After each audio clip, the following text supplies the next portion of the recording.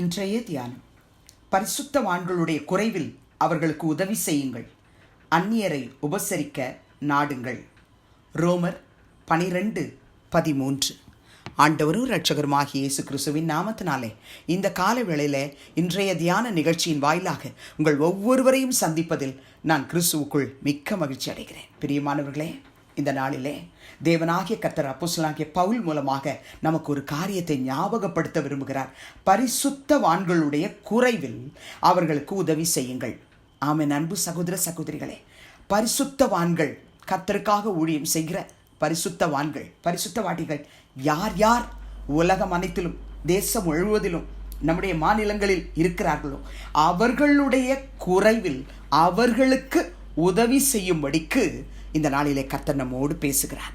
அப்போஸ்தலனாகிய பவுல் ரோமாபுரியில் உள்ள பரிசுத்தவான்களுக்கு இந்த கடிதத்தை எழுதுகிறார். இன்றைக்கு நம்முடைய ஆண்டவராகிய இயேசு கிறிஸ்து நம்முடைய கரங்களில் இந்த வசனத்தை கொடுக்கிறார்.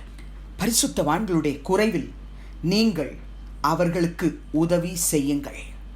உதவி செய்கிறீர்களா என்று கர்த்தர் நம்மை பார்த்து கேட்கிறார்.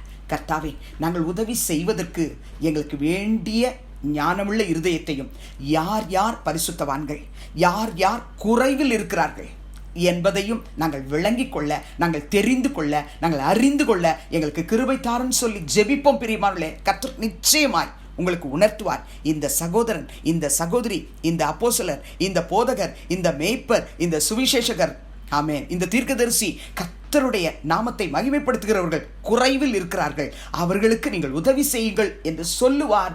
தேவன் சொல்லும் பொழுது நீங்கள் அவர்களுக்கு உதவி செய்யுங்கள். பிரியமானவர்களே, சங்கீதம் 41:1 தாவீது எழுதுகிறார், சிறுமைப்பட்டவன் மேல் சிந்தை உள்ளவன் பாக்கியவான், தீங்கு நாளில் கர்த்தர் அவனை விடுவிப்பார். ஆமென். கண்பார்ந்தவர்களே, சிறுமைப்பட்ட ஊழியர்கள் நம்முடைய தேசத்தில் இருக்கிறார்கள்.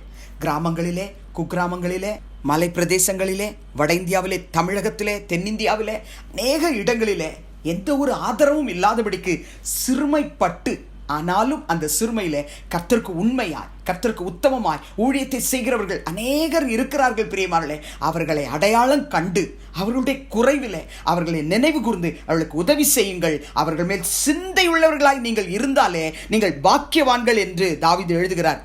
தீங்கு நாளில் உங்களை கர்த்தர் நிச்சயமாய் விடுவிப்பார். நீங்க இன்றைக்கு ஜெபம் பண்ணணும். ஆண்டவரே, சிறுமைப்பட்டு கர்த்தருடைய ஊழியத்தை செய்கிறவங்க யாரப்பா, அவர்களை எங்களுக்கு காட்டுங்க, அவர்களை நாங்கள் அறிந்து கொள்ளணும், அவருடைய குறைவில் நாங்கள் அவங்களுக்கு உதவி செய்யணும், அந்த கிருபை எங்களுக்கு தாங்கன்னு கேட்போம். பிரியமானவர்களே, கர்த்தர் நமக்கு நிச்சயமா சொப்பனத்தின் மூலமா, தரிசனத்தின் மூலமா ஜெபம் பண்ணும் பொழுது நமக்கு காட்டுவார். அப்போஸ்தலர் 9:36-41 வரை உள்ள வசனத்திலே, யோப்பா பட்டணத்திலே தொற்காள் என்று சொல்லக்கூடிய தபித்தாள் என்ற ஒரு சீஷி அங்கு இருந்தாள் என்று பார்க்கிறோம். அவள் நற்கிரியைகளையும் தர்மங்களையும் மிகுதியாய் செய்து வந்தாள் என்று சொல்லி நாம் பார்க்கிறோம். அவள் திடீரென்று மரித்து விட்டாள். ஆனால் அந்த இடத்திலே வாழ்ந்ததான பரிசுத்தவானாகிய பேதுருவை அழைக்கிறார்கள். பேதுரு அங்கு கடந்து சென்று முழந்தால் படித்து ஜெபம் பண்ணி அவளை மறுபடியுமாக அந்த தேசத்தில் உள்ள ஜனங்களுக்கு அவளை உயிரோடு கூட பெற்றுக் கொடுக்கிறதை நாம் பார்க்கிறோம். கர்த்தருடைய பிள்ளைகளே, இப்படிப்பட்ட தொற்காள்கள், தபித்தாள்கள் நம்முடைய தேசத்திலே எழும்ப வேண்டும். பரிசுத்தவான்களுடைய குறைவிலே ஜனங்களுக்காக நன்மையான காரியங்களை செய்யக்கூடியவர்களை கர்த்தர் எழுப்ப வேண்டும். அந்த நபர் நீங்களாக உங்களை நீங்கள் அர்ப்பணித்து ஜெபிக்க வேண்டும் என்று கர்த்தர் விரும்புகிறார். பிரியமானவர்களே, ஒரு தபித்தாளை கர்த்தாவே நீர் எழுப்பினது போல என்னையும் ஒரு தபித்தாளாக, ஒரு தொற்காளாய் மாற்றும் என்று சொல்லி ஜெபியுங்கள். அப்போஸ்தலர் 10:4 நாம் வாசிக்கிறோம், தேவனுடைய தூதன் வந்து கொர்நேலியுவின் இடத்திலே சொல்லுகிறான், உன் ஜெபங்களும் உன் தர்மங்களும் தேவனுக்கு நினைப்பூட்டுதலாக அவர் சந்நிதியில் வந்து எட்டி இருக்கிறது என்று சொல்லி. இந்த கொர்நேலியு ஒரு 100க்கு அதிபதி. இவன் தேவ ஜனங்களுக்காக நன்மைகளை, தான தர்மங்களை செய்கிறவனாக காணப்படுகிறான். நானும் கூட கர்த்தாவே இப்படிப்பட்ட ஒரு குணாதிசயம் உடையவனாக வாழ என்னை அர்ப்பணிக்கிறேன் என்று சொல்லி இருக்கிற இடத்துல கண்களை மூடி ஜெபிக்கலாமா?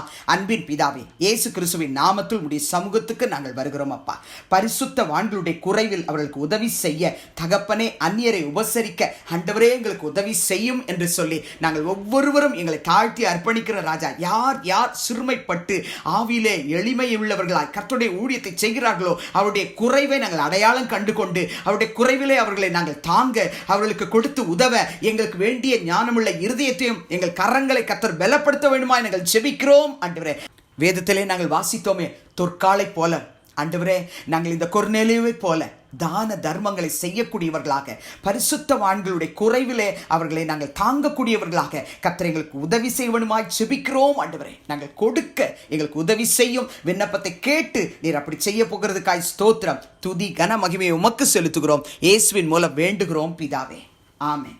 கிறிஸ்துவுக்குள் பிரியமானவர்களே, இந்த நாளிலே கர்த்தர் தாமே உங்களோடு கூட இருப்பாராக, உங்களை ஆசீர்வதிப்பாராக, உங்களை நடத்துவாராக. ஆமென்.